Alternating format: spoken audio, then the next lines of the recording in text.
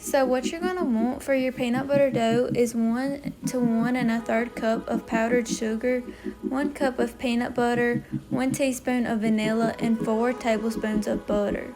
Now for your chocolate part, the candy part, you're going to want 1 cup semi-sweet chocolate chips and 1 cup milk chocolate chips. Now if you don't want to use the chocolate chips, you can also use melting chocolate wafers. So you would want to use about 1/2 cup of that. In the middle, I have some sprinkles, but those are optional.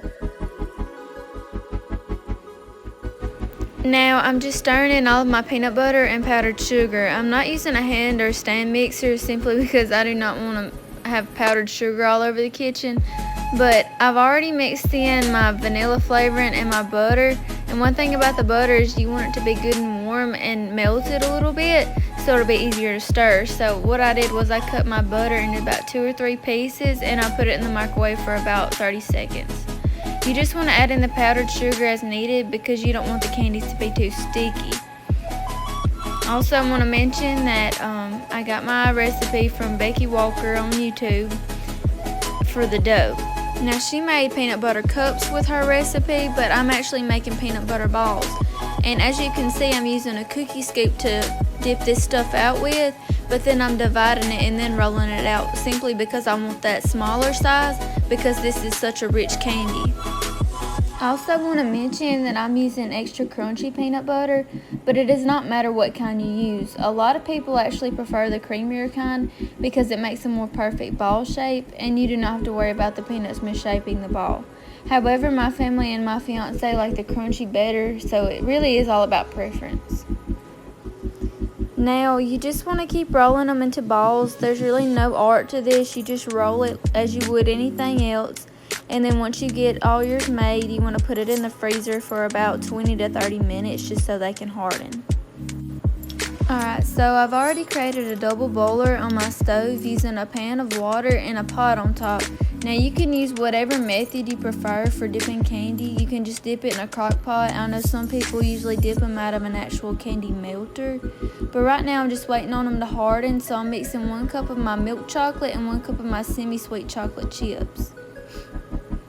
And as you can see, the peanut butter balls have hardened, and this way they're not going to melt when I put them in that hot dipping chocolate. So I put about roughly 1 tablespoon of coconut oil into the chocolate. Now this is just going to add a really nice shine to it, but it's not necessary if you don't have it.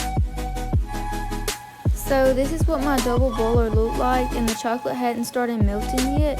But here I am just stirring it, making sure that there's no lumps in it before I get my candy out. So right now I'm just taking my peanut butter balls and putting them in this bowl because they are froze and they are hard now, so I don't have to worry about them sticking together. And what I'm going to do is I'm going to use that wax paper on that cookie sheet just to lay the dipped chocolate on so it can dry and not stick.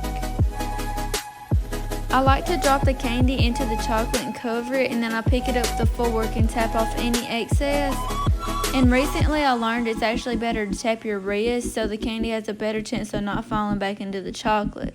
You'll see me do that later on in the video. The tapping really helps the chocolate to glaze the candy, and a lot of times it's a more smoother finish that you get with that.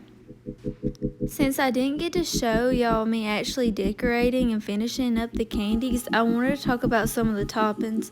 Sprinkles are easy, and white chocolate drizzle would look really good as well as normal chocolate.